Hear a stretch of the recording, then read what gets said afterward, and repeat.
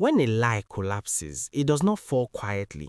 It drags memories, promises, and borrowed joy down with it, leaving silence where noise once heaved. Chidera discovered this truth in the days that followed Obinna's withdrawal, as Lagos, once her stage, turned into a hall of mirrors reflecting her choices back at her.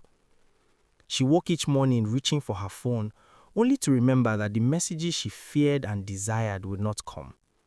Obinna's silence was different from Kenny's disappearance. Kenny vanished like smoke. Obinna stood like a wall, unmoving, refusing to bend. His absence spoke louder than any accusation. At first, Chidera told herself she could fix it.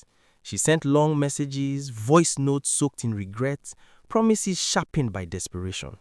She spoke of confusion, of pressure, of mistakes made in weakness. She did not speak of greed. Some truths fear daylight. Across the city, Obinna walked longer hours, avoiding places that carried her laughter. He changed his routes, his routines, his prayers. At night, he sat alone on his balcony, listening to generators hum and dogs bark, asking questions that had no answers. The elders say that heartbreak teaches lessons no book can hold.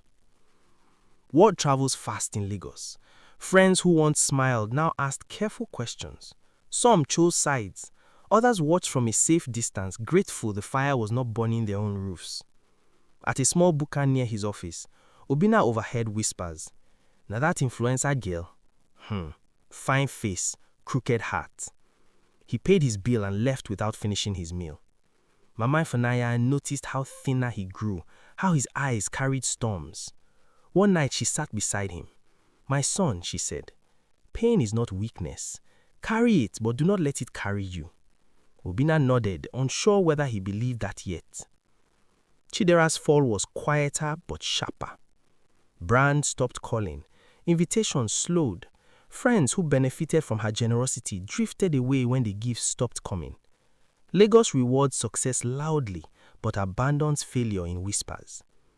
She visited Kenny's old haunts, clubs, lounges, friends' apartments, but his name met shrugs and laughter. "That guy?" someone scoffed. "He don't relocate." To where? No one knew or cared. At night, Chidera scrolled through old pictures of herself and Obinna. Dinners, smiles, calm moments she once found boring. Now they felt precious. The proverb returned to her, uninvited. The river that forgets its source will dry up. One Sunday afternoon, rain drummed against tin roofs as Chidera stood before Mama